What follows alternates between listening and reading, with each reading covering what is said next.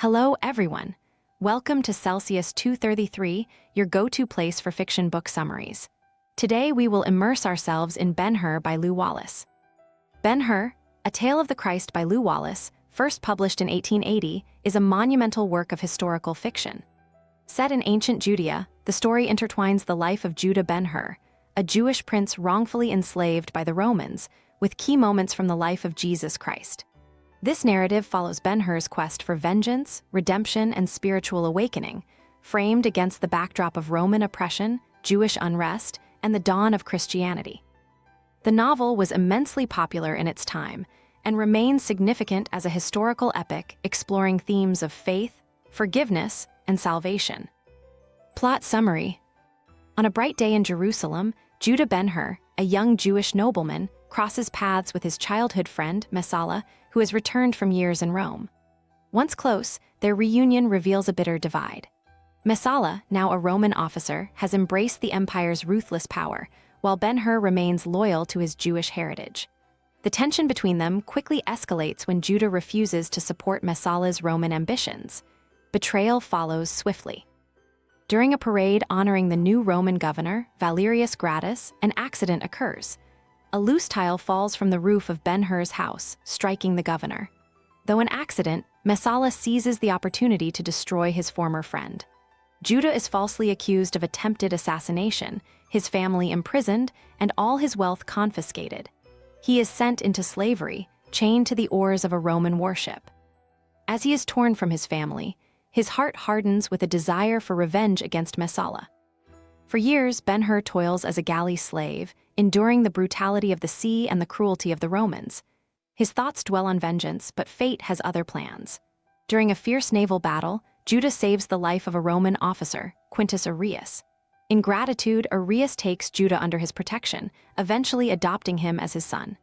Now a free man and a skilled athlete, Ben-Hur inherits Arrius' wealth and status, but the thirst for revenge still burns within him. In his quest for retribution, Judah travels to Antioch, where he meets Sheikh Ilderim, a wealthy Arab who owns a team of powerful horses. Ilderim, a shrewd and generous man, quickly realizes Ben-Hur's potential as a charioteer and offers him a chance to compete in a grand race against none other than Messala, now a celebrated Roman racer. The stakes are high, not just for the prize, but for Judah's long-awaited revenge. Meanwhile, Judah's journey leads him to Simonides, once a loyal servant of the Hur family. Simonides, now a wealthy and influential merchant, reveals that he has secretly safeguarded the family fortune.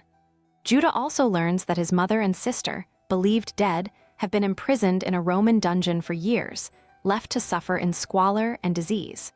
Heartbroken, Judah is further devastated when he discovers they have contracted leprosy. They refuse to meet him, fearing their illness will bring shame upon him.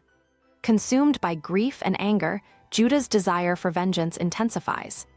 The fateful chariot race arrives, drawing vast crowds to the arena.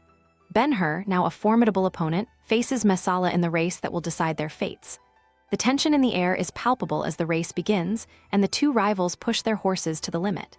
Messala, confident and ruthless, attempts to destroy Judah's chariot, but in a dramatic turn, his own hubris leads to his downfall. Messala's chariot crashes violently, leaving him severely injured and broken in both body and spirit. Judah emerges victorious, but instead of the satisfaction he had expected, he is left with a hollow sense of triumph. Even as Messala lies defeated, Judah's heart remains conflicted. His revenge has been achieved, yet it brings no peace.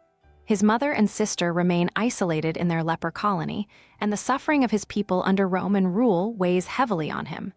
Despite his wealth and status, Judah feels lost, seeking something greater to fill the emptiness within. Amidst this turmoil, news spreads of a man called Jesus of Nazareth, a teacher and healer who preaches a message of love and forgiveness. Judah recalls a moment from his past when he was a slave being marched through Nazareth. A man had given him water and comfort, a gesture that had touched him deeply in a moment of despair. That man was Jesus.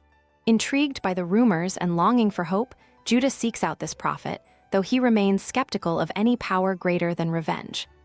The final moments of the narrative converge at the crucifixion of Jesus.